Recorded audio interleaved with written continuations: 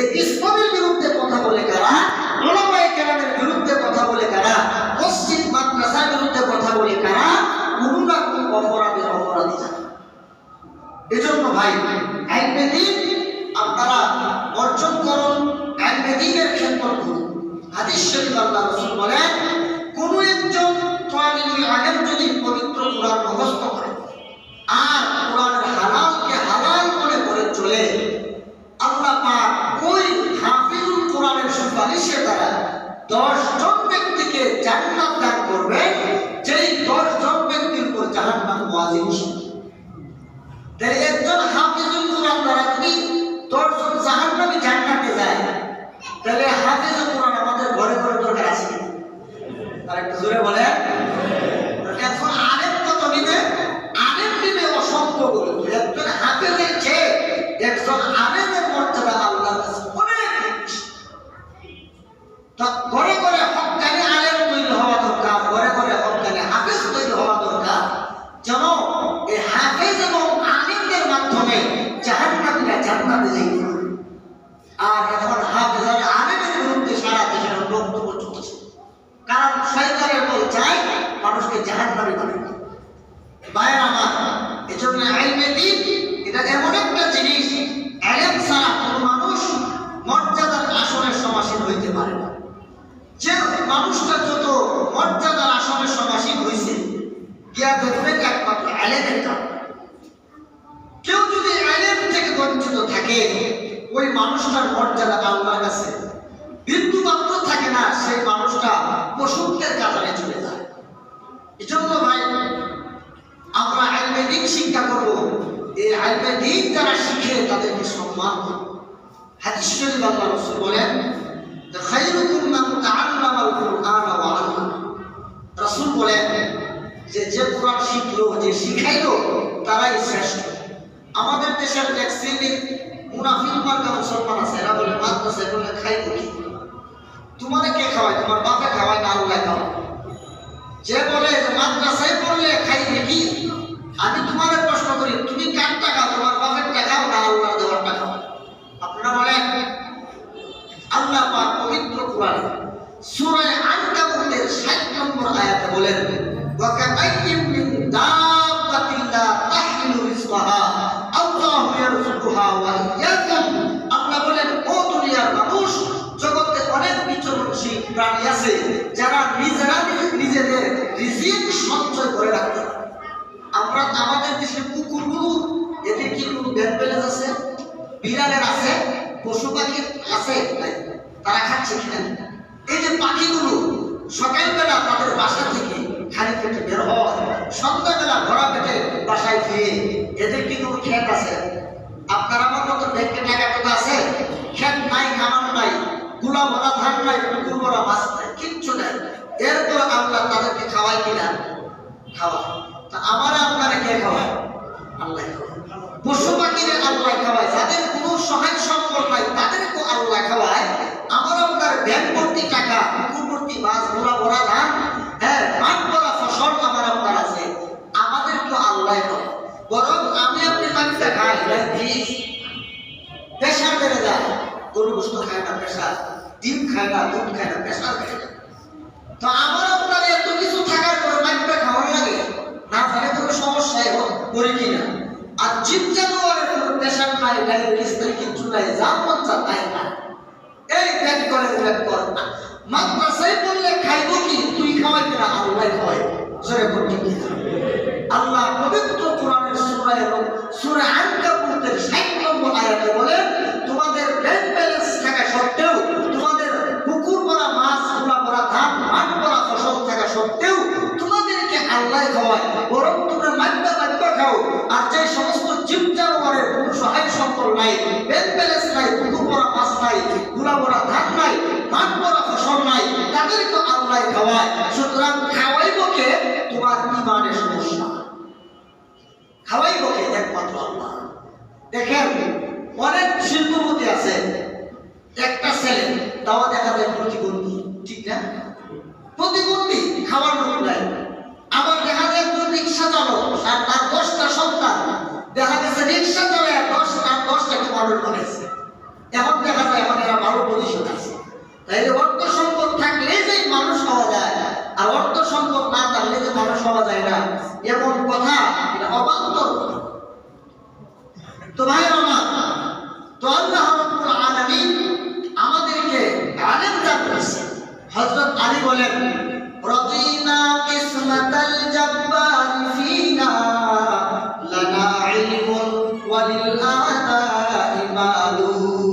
হযরত আলী বলেন, আল্লাহ বন্টন করছেন, আল্লাহর বন্টনে আমরা খুবই সন্তুষ্ট, কারণ আমরা আমাদের বন্টনকে আমাদের ভাগে রাখছেন ইলম, আর বেঈমান কাফের আবু জাহেল, আল্লাহ পাশায় বা ফেরাউন, কারুন, সাদ্দাত, হামান, এদের ভাগে আল্লাহ দুনিয়া রাখছেন, ধন সম্পদ রাখছেন। হযরত আলী বলেন, রাদিনা কিসমাতাল জাব্বার ফিনা লানা ইলমুন ওয়ালিল আদাই মালু।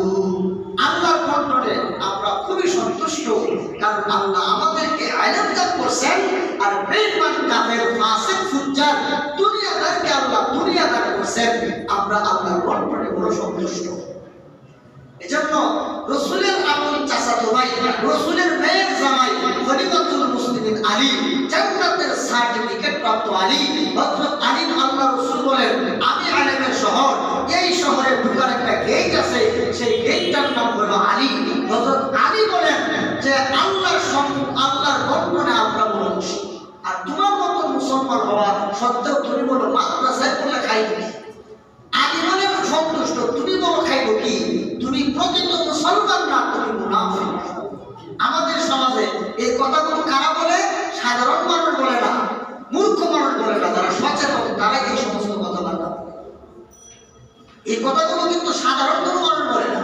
সাধারণ মানুষ মসজিদ, মাদ্রাসা, উলামায়ে কেরামদেরকে যথেষ্ট সম্মান করে, কিন্তু যারা কিছু টাকা পয়সা আছে, কথা বুঝেন না, যারা একটু সচেতন, কিছু চালাক চতুর, এরাই এই সমস্ত কথা বলে।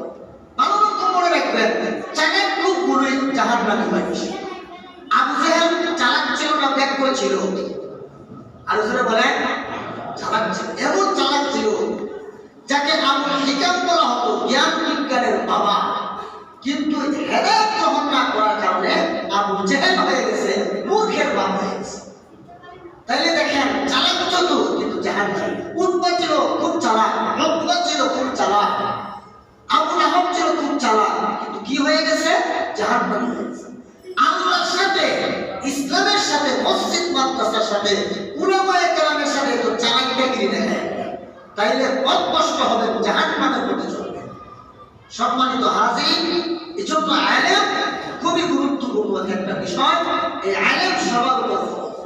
এখানে যারা আছে হুজুর পুরো হয়ে গেছে না, এখনো আপনি তাশাহুদ ঠিক করেন, দরুদ ঠিক করেন, দোয়ায়ে বাসমালা ঠিক করেন, সূরা ফাতিহা ঠিক করেন, তারপর আপনি আরো যত মাসলা মাসাইল আছে সব ঠিক করেন। এই ইলমকে যদি আপনি মহব্বত করেন, ভালোবাসেন, কিয়ামতের দিন এই কোরআন আপনাকে সুপারিশ করে আল্লাহর দুই জান্নাতে নিয়ে যাবে। কোরআন এত বড় সুপারিশগার হবে, এত বড় সুপারিশগার কোনো ওলিও হবে না, কোনো নবীও হবে না। কোরআন আল্লাহর সাথে কেমন ভাবে জেরা করবে, অনেক পাপিষ্ট যারা দুনিয়াতে বড় পাপাচারী ছিল, কিন্তু কোরআনকে খুব মহব্বত করত, এই কারণে কোরআন তাদেরকে ধরে ধরে আল্লাহর দুই জান্নাতে নিয়ে যাবে।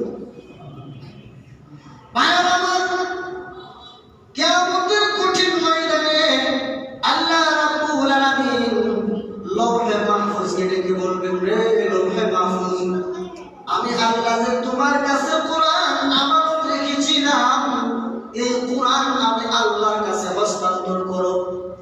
লৌহে মাহফুজ ডেকে বলবেন, প্রভু আল্লাহ, আমার কাছে আপনি যে লৌহে মাহফুজের মধ্যে যে কোরআন রেখেছিলেন, এই কোরআন তো এখন আর আমার কাছে নাই। আল্লাহ বলবেন, লৌহে মাহফুজ, তাহলে আমি আল্লাহর কোরআন তুমি কি করেছো? লৌহে মাহফুজ বলবে, আল্লাহ, আমার কাছ থেকে না জিবরাইল এই কোরআন নিয়ে গেল। জিবরিল আলাইহিস সালাতু ওয়াস সালামকে আল্লাহ ডাকতে বলবেন, রে জিবরাইল, আমার কোরআন কোথায়, যে কোরআন তুমি লৌহে মাহফুজ থেকে নিয়ে গিয়েছিলা? জিবরাইল বলবেন, প্রভু গো, আমার কাছে তো কোরআন নাই, তো কি করেছো?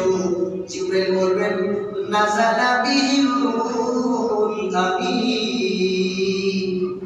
আয় আল্লাহ তাআলা, এই লৌহে মাহফুজ থেকে আমি জিবরাইল দীর্ঘ 23 বছরের জিন্দেগিতে হযরত মুহাম্মদুর রাসূলুল্লাহর সিনার মধ্যে কোরআন ঢুকায় দিছি। আল্লাহ, আমার কাছে তো কোরআন নাই। জিবরাইল দায়মুক্ত হয়ে যাবে, লৌহে মাহফুজ দায়মুক্ত হয়ে যাবে। এবার আল্লাহ রাব্বুল আলামিন বিশ্ব নবীকে ডেকে বলবেন, নবী গো, আপনার কাছে যে জিবরাইল দীর্ঘ 23 বছর কোরআন নাযিল করেছিল, এই কোরআন কোথায়, আমার কাছে হস্তান্তর করেন। তখন আল্লাহর নবী বলবেন, আল্লাহ, আমি তো দুনিয়াতে উম্মতের আগে চলে আসছি। আমি বিদায় হজের ভাষণে লক্ষাধিক সাহাবীদেরকে সামনে রাখা আমি আল্লাহর নবী ঘোষণা দিয়েছি, তারাক্তু ফীকুম আমরাইন লাম তাদিল্লু মা তামাসসাকতুম বিহিমা কিতাবাল্লাহি ওয়া সুন্নাত রাসূলি। আল্লাহর নবী বলেন, উম্মতেরা রে, আমি নবী দুনিয়ার থেকে বিদায় হয়ে যাব, কিন্তু আমি তোমাদের কাছে দুইটা জিনিস রেখে যাই। একটা হলো আমি আল্লাহর কোরআন, আরেকটা হলো আমি নবীর সুন্নাত। আল্লাহর কোরআন তোমাদের মধ্যে রেখে যাচ্ছি।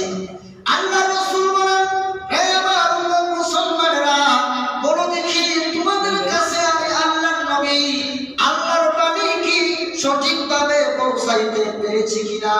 সাহাবায়ে কেরাম বলেন, ইয়া রাসূলুল্লাহ, ইয়া হাবিবাল্লাহ, আল্লাহর নবী গো, আপনি আমাদের কাছে কোরআন সঠিকভাবে পৌঁছায় দিয়েছেন।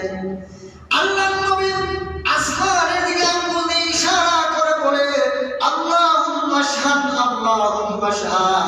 আয় আল্লাহ, তুমি সাক্ষী থাকো, আমার উম্মতেরা বলে, আমার সাহাবীরা বলে, তোমার কোরআন, তোমার দ্বীন তাদের কাছে আমি পূর্ণাঙ্গভাবে পৌঁছে দিয়েছি।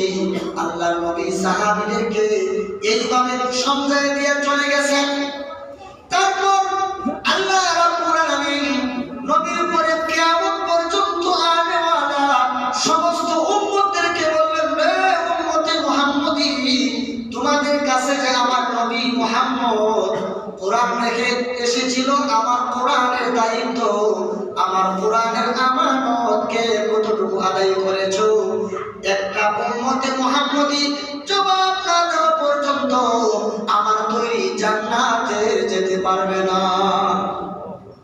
আর আমার উম্মতের করুণ অবস্থা দেখে আল্লাহর নবী ডাক দিয়ে বলবেন, প্রভু গো, আমার উম্মত তো কোরআনের আমানতের দায়িত্বের যে কথা আপনি বলেছেন তার হিসাব দিয়ে কেউ জান্নাতে যেতে পারবে না। আল্লাহ, আপনি আমাকে একটু সুযোগ দেন। আল্লাহর নবীকে সুযোগ দেওয়া হবে। তিনি যাবেন হযরত আদম আলাইহিস সালাতু ওয়াস সালামের কাছে। আদম আলাইহিস সালামের কাছে গিয়ে বলবেন, হে আদম, এই যে আপনার সন্তান এবং আমার উম্মতেরা আজকে জান্নাতে যেতে পারছে না, তারা আটকা পড়ে গেছে, চলুন আল্লাহর দরবারে যাই। আল্লাহর দরবারে গিয়ে তাদের পক্ষে আমরা সুপারিশ করি, আল্লাহ যেন তাদেরকে আল্লাহর তৈরি জান্নাতে নিয়ে দেয়। আদম বলেন, না গো মুহাম্মদ, আমার পক্ষে সম্ভব না। আজকে আমার সন্তানদের পক্ষে আল্লাহর দরবারে সুপারিশ করব। আল্লাহর নবী ব্যর্থ হয়ে চলে আসবেন। নবীজির কান্না দেখে আল্লাহ রাব্বুল আলামিন সইতে পারবেন না। আল্লাহ রাব্বুল আলামিন বলবেন, নবী গো, আপনি কান্না বন্ধ করেন। আজকে এই কঠিন কিয়ামতের ময়দানে আমি এই দায়িত্ব আমার কোরআনের হাতে ছেড়ে দিলাম।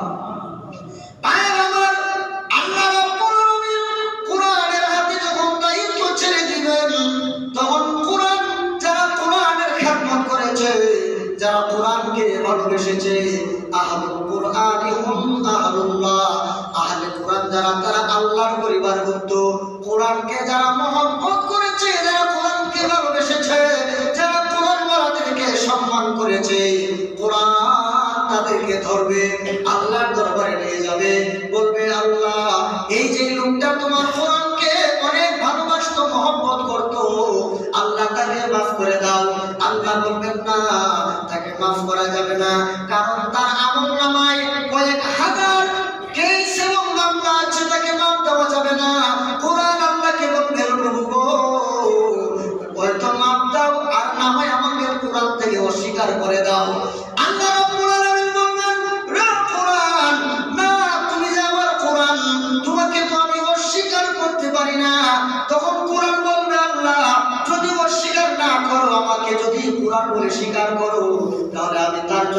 সুপারিশ করলাম তার জীবনের গুনাহগুলো মাফ করে দিয়া তাকে তোমার তৈরি জান্নাতে পৌঁছায়া দাও। তাইলে কোরআনের মহব্বত করলে ভালোবাসলে লাভ না লস? যারা কোরআন শিখে যারা শিখায় তাদেরকে মহব্বত আর ভালোবাসলে লাভ না লস? লাভ। এজন্য কোরআনকে মহব্বত করেন, আগে কোরআনকে মহব্বত করেন, তাহলে দেখা যায় আপনারা যদি দুনিয়াতে চলতে ফিরতে কোনো ভুল ত্রুটিও করে ফেলেন, হয়তো কিয়ামতের মাঠে হয়তো এটার উসিলা আল্লাহ আপনাদেরকে মাফ করে দেবেন। এজন্য ভাই কোরআন ছাড়া মুসলমানের কোনো গতি নেই। যেমন ভাবে মাছ পানি ছাড়া চলতে পারে না, ঠিক তেমনি ভাবে একজন মুসলমান কোরআন ছাড়া চলতে পারে না। এজন্য কোরআন বলাদেরকে মহব্বত করেন, আপনারা নিজেরা শিখেন, আপনার সন্তানকে কোরআন শিক্ষা দেন, তাইলে যদি জাহান্নাম থেকে মুক্তি পান। আর কোরআনওয়ালা দাড়িওয়ালা টুলওয়ালা দেখলেই যদি ভিতরে খাদ্যানি শুরু হয়, তাহলে বুঝতে হবে তুমি এমন এক রোগে আক্রান্ত, এই রোগ থেকে তোমাকে দুনিয়ার কেউ বাঁচাইতে পারবে না। এই সারা বাংলাদেশে যত মাদ্রাসা আছে, সমস্ত মাদ্রাসাগুলিতে আলিয়া হোক কওমি হোক, সমস্ত মাদ্রাসাতে কোরআন শিক্ষা দেওয়া হয়। সূরা কোন ঠিক কি? এই জন্য কোনো মাদ্রাসাকে আমরা ঘৃণা করি। আমরা দারুল উলুম দেওবন্দের সন্তান। ভারত উপমহাদেশে যতগুলো মাদ্রাসা আছে, কওমি মাদ্রাসা, সবগুলোর মডেল হইল দারুল উলুম দেওবন্দ। আর এই দারুল উলুম দেওবন্দ মাদ্রাসা প্রতিষ্ঠা হওয়ার পরে সারা বাংলাদেশ, ভারত, পাকিস্তান সহ সারা পৃথিবীতে এখন লক্ষ লক্ষ মাদ্রাসা প্রতিষ্ঠা হয়েছে। লক্ষ লক্ষ মাদ্রাসা থেকে লক্ষ কোটি মুসলমান আজকে দ্বীন ইসলাম শিখছে। ভাইয়ের আমার, দারুল উলুম দেওবন্দ প্রতিষ্ঠা করেছিল কাসিম নানতুবি। কেন প্রতিষ্ঠা করেছিল? 1866 খ্রিস্টাব্দে ইংরেজ বেরিয়া ব্রিটিশদেরকে এই দেশ থেকে খেদানোর জন্য। তাহলে বাংলাদেশে যত কওমি মাদ্রাসা আছে, সমস্ত কওমি মাদ্রাসার মডেল দারুল উলুম দেওবন্দ। দারুল উলুম দেওবন্দ প্রতিষ্ঠা করা হয়েছিল ইংরেজের শাসন আর শোষণ থেকে এ দেশবাসী মানুষকে মুক্ত করার জন্য। সুতরাং বাংলাদেশের কওমি মাদ্রাসার মূলে হইল দারুল উলুম দেওবন্দ মাদ্রাসা। দারুল উলুম মাদ্রাসা প্রতিষ্ঠা হয়েছিল এই দেশের মানুষকে মুক্ত করার জন্য, এই দেশের মানুষকে, এই দেশকে স্বাধীন করার জন্য। এখন এক শ্রেণীর নাস্তিকবাদী শক্তি, এরা গাড়ি আর টুপিওয়ালাদের লিঙ্গ হেরোইন রাজাকার। এমনকি ওই যে 1971 সালে পাকিস্তানিদের বিরুদ্ধে যে যুদ্ধ হয়েছিল, সেই যুদ্ধেও কেন্দ্র করে ছবিও করা হয়েছে। এই ছবির মধ্যে রাজাকার বানানো হয়েছে দাড়িওয়ালা টুপিওয়ালাদেরকে, আর যারা মুক্তি বাহিনী তাদেরকে প্যান্ট শার্টওয়ালা বানানো হয়েছে। আস্তাগফিরুল্লাহ। এজন্য ভাইয়ের আমার, এই দারুল উলুম দেওবন্দের অবদান বাংলাদেশ সহ সারা পৃথিবীতে লক্ষ লক্ষ মাদ্রাসা। দারুল উলুম দেওবন্দের আরেকটা অবদান হইল হযরত আল্লামা ইলিয়াস রাহমাতুল্লাহ আলাইহি। উনি দারুল উলুম দেওবন্দের শিক্ষাপ্রাপ্ত ছাত্র। উনি এই যে দাওয়াত ও তাবলীগের মেহনত চালু করলেন, সারা পৃথিবীর এমন কোনো জায়গা নাই যেখানে আপনার দাওয়াত ও তাবলীগের কাজ হচ্ছে না। এই দাওয়াত ও তাবলীগের প্রথম যে মেহনত চালু করেছিলেন তিনি ছিলেন হযরত আল্লামা ইলিয়াস রাহমাতুল্লাহ আলাইহি। তিনিও ছিলেন দারুল উলুম দেওবন্দের শিক্ষাপ্রাপ্ত ছাত্র হযরত মাওলানা ইলিয়াস রাহমাতুল্লাহ আলাইহি। নাম্মারাল্লাহু মারকাদাহু ওয়া জাআলাল জান্নাতা মাসওয়া। তো ইলিয়াস রাহমাতুল্লাহ আলাইহি দাওয়াত ও তাবলীগের মেহনত চালু করেছেন।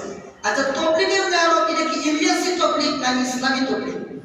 ইসলামী তাবলীগ। ভালো রকম মনে রাখবেন, ইলিয়াসি কোন তাবলীগ চলে না, ইসলামী তাবলীগ চলে। এখন সৌদি আরবে তাবলীগ জামাতকে নিষিদ্ধ করা হয়েছে। যেদিন নিষিদ্ধ করবো এদিন আগে বাংলা পৃথিবীর বিভিন্ন দেশ থেকে নর্তকী, নষ্টা, পতিতাদেরকে নিয়ে মোহাম্মদ বিন সালমান বিভিন্ন পতিতালয়, বিভিন্ন সিনেমা হল উদ্বোধন করছে। পরের দিনই মিম্বর থেকে ঘোষণা আসছে যে দাওয়াত ও তাবলীগ নিষিদ্ধ। যে সমস্ত মৌলবীরা, যে সমস্ত শায়েখরা মিম্বর থেকে দাওয়াত ও তাবলীগ নিষেধের ঘোষণা দিল, ওই সমস্ত মৌলবীরা, যে সমস্ত দুনিয়াদার চাটুকার দালাল মৌলবীরা কি মিম্বর থেকে এই ঘোষণা দিতে পারে নাই যে ইসলামের কর্মভূমি মুহাম্মদ রাসূলুল্লাহর জন্মভূমি, যেই জমিনে মুহাম্মদ রাসূলুল্লাহ শায়িত আছেন, যেই জমিনে আল্লাহর ঘর বাইতুল্লাহ শরীফ, এই জমিনে সিনেমা হল চলতে পারে না, রক্তদিনের নাচ গান চলতে পারে না, এইগুলোর বিরুদ্ধে এই সমস্ত শায়েখদের কোনো ফতোয়া নাই। কথা বলছেন? তো এই সৌদি শায়েখরা বেশিরভাগই চাটুকার দালাল মৌলবি, এরা মুহাম্মদ বিন সালমানের গোলাম, এরা সত্যিকারের এরা আল্লাহর গোলামি করে না, এরা এদের বাদশার গোলামি করে। এজন্য মনে করবেন না সৌদি আরব থেকে কিছু ঘোষণা আসলে হারাম হয়ে যায় না। সৌদি আরবের সিনেমা হল সরকারিভাবে বৈধতা ঘোষণা দিয়েছেন, এই জন্য সিনেমা হল হালাল হয়ে যায়। মনে রাখবেন মুসলমান, সৌদি আরব থেকে কোনো কিছু হারাম করলে হালাল হবে না, সৌদি আরব থেকে কোনো কিছু হারাম ঘোষণা করলে হারাম হবে না, যতক্ষণ পর্যন্ত কিতাবুল্লাহ এবং সুন্নতে রাসূল দ্বারা প্রমাণ না হবে এটা হারাম, এটা হারাম। এজন্য পাপিষ্ঠ শায়েখদের ফতোয়া শুনে আপনারা বিভ্রান্ত হবেন না।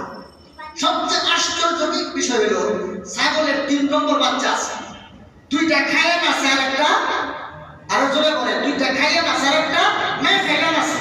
আমাদের বাংলাদেশের চাটুকার দালাল এবং দরবারি আলেম আহলে হাদিসের শায়েখরা এরাও তাদের সুরে সুর মিলায়া এরা বক্তব্য দেয় মুজাফফর বিন মুহসিনের মতন একজন মূর্খ, এই পাষণ্ড, এই গুমার, সে মিম্বর থেকে ঘোষণা দিছে জিনা করা, সুদ খাওয়া, ঘুষ খাওয়া, যত অন্যায় অপরাধ আছে সমস্ত অন্যায় অপরাধের চেয়ে সবচাইতে বড় গুনাহ আর অন্যায় হলো তবলীগ করা। কার কথা? মুজাফফর বিন মুহসিন নামক এই গন্ডারের কথা, মূর্খের কথা। আপনাদের যদি বিশ্বাস না, আমার সাথে যোগাযোগ করেন, তার বক্তব্য ইউটিউবে আছে, আমার কাছে আছে, আপনাদেরকে দেখাই দেব। ওই যে 3 নম্বর বাচ্চা, ওই দেশে পায়ান আছে, সৌদি আরবের শায়েখরা পায়ান আছে, আর এই দেশে না পায়ান আছে।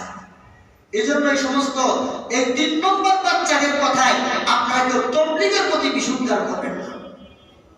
বাংলাদেশে বিভিন্ন দল আছে, কিন্তু সবচাইতে এই উম্মার জন্য, উম্মতের মুসলিমের মধ্যে ফাটল সৃষ্টি করার জন্য সবচাইতে বেশি ভূমিকা রাখছে এই আহলে হাদিস নামক এই দুষ্টরা। বাংলাদেশে বিভিন্ন দল আছে, এরা এত ভয়ানক নয়, কিন্তু এরা সবচাইতে বেশি ভয়ানক। দাওয়াত তবলীগের লোকেরা একটা মদ করলে তবলীগের চিল্লা লাগায় আল্লাহওয়ালা বানায় ছাড়ে, একটা জিনাকুরকে আল্লাহওয়ালা বানায় ছাড়ে, একজন সন্ত্রাসকে আল্লাহওয়ালা বানায় ছাড়ে। আর এই সমস্ত পাষণ্ডরা, এই সমস্ত মূর্খ আহলে হাদিসরা কোনোদিন দেখবেন না একজন বেনামাজিকে নামাজি বানাইতে, বরং তারা নামাজিদের মধ্যে একটা দ্বন্দ্ব সৃষ্টি করে। কথা নাবির নিচে হাত দাদা, এটা সহি হাদিস দ্বারা প্রমাণিত না। সূরা আমিন বলতে হবে, সূরা আমিন না বললে না হবে না। এই জন্য আমরা সূরা আমিনের বিপক্ষে বলি না, কেন বলি না, তবে এখন বলতে হয়, যেহেতু ওই সমস্ত শায়েখরা তবলীগের বিরুদ্ধে কথা বলে। এজন্য ভাই, যারাই বুকে হাত বাঁধে আর সূরা আমিন বলে, বুঝতে হবে শায়েখদের লোক। আর এই অনুসারে আজকে হারে না, কারণ শুক্রবার হলে ওনারা চলে যান। আপনারা তো বুঝেন না, আপনারা আমাদের সমালোচনা করেন রাস্তাঘাটে গিয়ে যে হুজুরের এই বয়ানটা তো ঠিক হচ্ছে না, এই বয়ানটা তো ঠিক হচ্ছে না। আপনারা আমাদের পিছনে নামাজ পড়ে আমাদের বদনাম করেন, আর হেরার থেকে তাদের শায়েখকে পরিপূর্ণভাবে অনুসরণ করেন। একজন পাবেন না, আহলে হাদিস চলে গেছে। এজন্য সাবধান মুসলমানেরা, আহলে হাদিস এটা হলো মারাত্মক ধরনের ফিতনা।